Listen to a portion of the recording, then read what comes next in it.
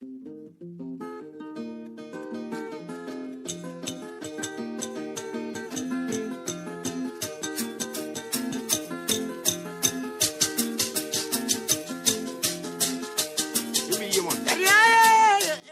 sommes au site minier de Kadimba, une localité située dans les groupements de Mulundu, chefferie de Mulundu, territoire de Lulu, à environ 56 km de la ville de Mweneditu, dans la province de Lomami.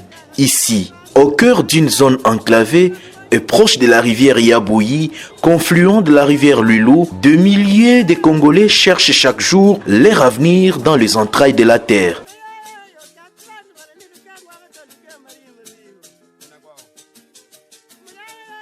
Kadimba est aujourd'hui l'un des sites d'exploitation artisanale de l'or le plus actif de cette partie de la province de Lomami. Ici, c'est une roche dont les pépites d'or sont incrustées. C'est comme ça que l'or de Kadimba se présente. Soit elle est incrustée dans une roche, et soit elle est disséminée, et soit elle est aussi en dogme. Mais la roche mère se trouve sur la colline et vous voyez là où on est en train de pointer avec du doigt, ce sont des pépites d'or qui sont visibles, qui sont très visibles. C'est une mine dont la production, vous voyez, la production elle est vraiment importante. On estime que dans 1 mètre cube, on a la possibilité d'avoir 3 grammes et demi, 2 grammes ou de pan de la concentration. Sous le soleil, dans la poussière et parfois dans la boue, près de 1500 creuseurs artisanaux s'activent quotidiennement. Aujourd'hui, Regroupés en coopérative minière, ils travaillent sous l'encadrement du service d'assistance et d'encadrement de l'exploitation minière artisanale et à petite échelle, SAIMAPE en sigle. La coopérative Coemi en train de travailler, en train de faire le système de tamisage.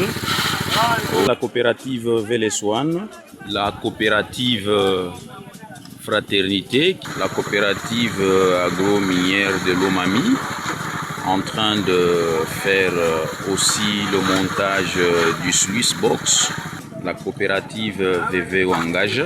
L'exploitation ici reste essentiellement artisanale.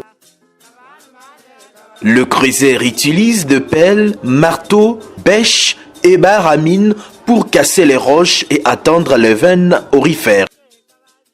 Quand vous voyez de très loin, c'est la colline ou la colline de Mulundu, là où il y a la roche mère, la roche qui a donné naissance à tout ce que nous avons comme gisement. Kadimba, l'eau est concentrée aussi bien sur les collines que dans les alluvions, flaques d'eau et zones marécageuses. Gisement alluvionnaire et éluvionnaire, c'est-à-dire la mine est beaucoup plus concentrée sur la colline et aussi dans les alluvions et dans les flaques. Les femmes participent également à cette chaîne de production. Certaines lavent les graviers, d'autres transportent la terre ou trient les minéraux. Pour beaucoup de familles, la mine reste l'unique source de revenus.